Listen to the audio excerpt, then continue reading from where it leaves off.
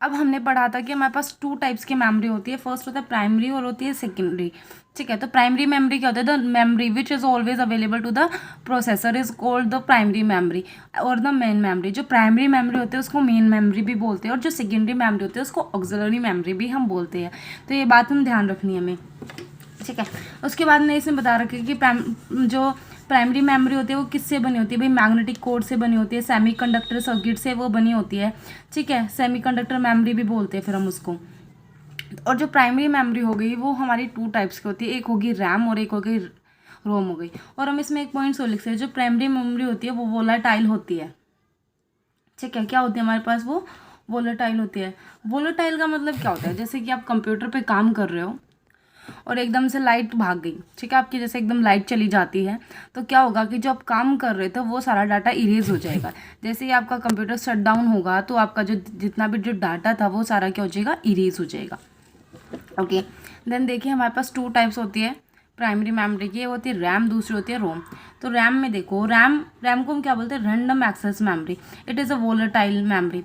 Volatile memory का क्या मतलब होगा, जैसे कि आप कुछ काम कर रहे हो, ठीक है, और जैसे ही आपका कंप्यूटर एकदम शट डाउन हो जाता है तो जितना भी आपका डाटा था वो सारा क्या हो जाएगा, इरेज हो जाएगा। ठीक है, मतलब कि इसमें क्या होगा, ये स्टोरेज का कौन सा है, ये टेम्परेरी स्टोरेज आप बोल सकते हो प्राइमरी मेमोरी को और रैम मेमोरी को। ठीक है, all the instruction and data required for a program execution are in it. जितना भी इंस्ट्रक्शंस डाटा होते हैं सब रिक्वायर्ड होते हैं प्रोग्राम एग्जीक्यूशन के लिए। It constants are erase as soon as the power is turn off. इसने बोला है इस कंटेंट्स, जो भी इसका कंटेंट होता है, जो भी डाटा होता है वो क्या हो जाएगा, इरेज हो जाएगा as soon as the power is turn off. जैसे पावर टर्न ऑफ हो जाएगी आपका सारा डाटा इरेज हो सकता है। It is read write memory. Read write memory का क्या मतलब होता है कि जैसे कि आप उसके अंदर कुछ भी एक्सचेंज, जैसे आप कोई भी चीज़ पढ़ रहे हो या मतलब कि आपका कोई भी डाटा है उसमें आपको लग रहा है कि यहाँ पे कुछ मिस्टेक है, तो आप उसको राइट भी कर सकते हो, पढ़ भी सकते हो और राइट भी, दोनों कर सकते हो। मतलब कि आप उसको चेंज कर सकते हो, जो भी डाटा लिखा हुआ था या कुछ भी था आप उसको क्या कर सकते हो, चेंज कर सकते हो। ठीक है, data can be read as well as written on it. It contents are can be altered. ठीक है, अब देखो सेकेंड आपके पास क्या आते हैं, रोम आती है जिसको हम बोलते हैं रीड ओनली मेमोरी। मतलब कि हम इसको सिर्फ पढ़ सकते हैं, इसके अंदर हम कुछ चेंजेस नहीं कर सकते, इसमें हम कुछ लिख नहीं सकते। ठीक है, इसको हम नॉन वोलेटाइल मेमोरी बोलेंगे। मतलब कि जैसे कि अगर आपका कंप्यूटर शट डाउन होता है तो जो आपका डाटा था वो एज इट इज़ रहेगा, वो इरेज नहीं होगा। ठीक है, फंक्शंस कंप्यूटर्स की स्टोर्ड हो जाती है इसमें। ठीक है, नॉन वोलेटाइल हो गया, अल्टर्ड हो गया, once return as it name suggest data can be read only. ठीक है, रीड ओनली मेमोरी है तो सिर्फ हम रीड कर सकते हैं इसको। ठीक है, अगर जैसे कि पावर ऑफ होती है तो आपका जो डाटा है वो इरेज नहीं होगा। इसके बाद में आते हैं हम सेकेंडरी मेमोरी। सेकेंडरी मेमोरी भाई क्या होगी, अपोजिट हो जाएगी। ठीक है, इसमें डाटा क्या रहेगा, परमानेंट रह जाएगा। ठीक है, आपका primary memory is limited in size and storage. जो प्राइमरी मेमोरी होती है वो लिमिटेड होती है साइज में और स्टोरेज में। मतलब कि आप प्राइमरी और सेकेंडरी में डिफरेंस भी बता सकते हैं। जो प्राइमरी मेमोरी होती है उसका साइज़ क्या होता है, कम होता है। जो सेकेंडरी मेमोरी होता है उसका साइज़ क्या होता है, ज़्यादा होता है।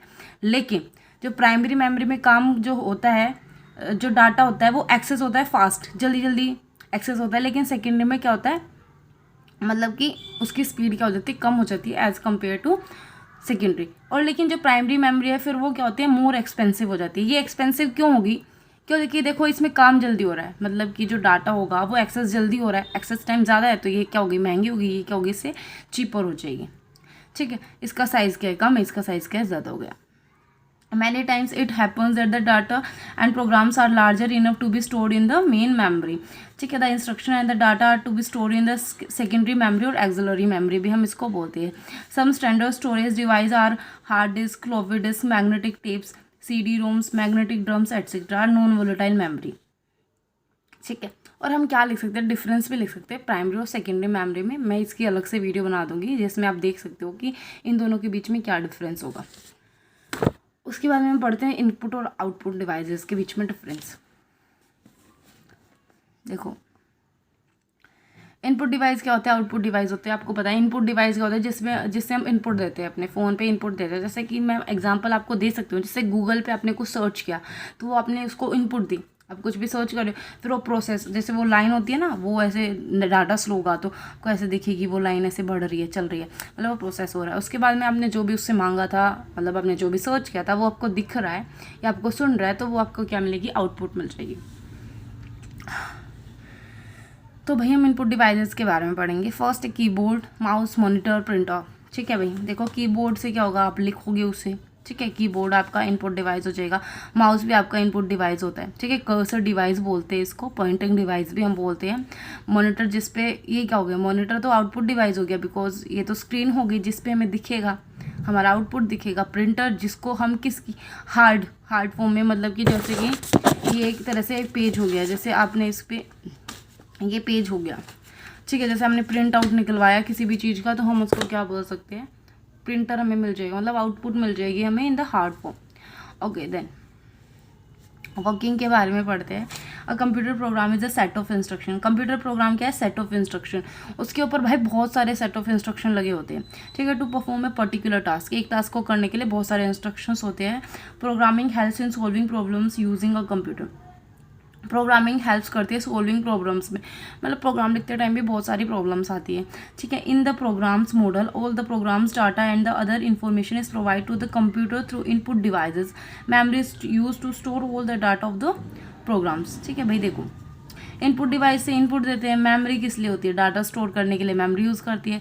जो प्रोसेस एग्जीक्यूट होता है, the programs and operators on the data to be provide result for the given problems, the result in then return through the output device. सिर्फ यही बोला इसने, इनपुट देंगे उसके ऊपर काम होगा और हमें आउटपुट मिल जाएगी। और इसने बताया कि मेमोरी में भाई स्टोरेज काम करते हैं। ठीक है, आज के लिए इतना ही। नेक्स्ट में हम हमारा क्या पढ़ेंगे, एल्गोरिथम्स है भाई, इसमें फ्लो चार्ट्स आपके, ठीक है, एल्गोरिथम और हम फ्लो चार्ट्स के बारे में नेक्स्ट वीडियो में पढ़ेंगे। ठीक है, अगर वीडियो हेल्पफुल रहा हो तो वीडियो को लाइक कर देना। ठीक है, और मुझे आज थोड़े वर्ड बोलने में कुछ प्रॉब्लम हो रही थी, बिकॉज मेरे माउथ में कुछ प्रॉब्लम है, वो अच्छे से बोले नहीं जा रहे हैं इस वजह से। ठीक है, तो हम नेक्स्ट क्लास में करते हैं। Thanks for watching.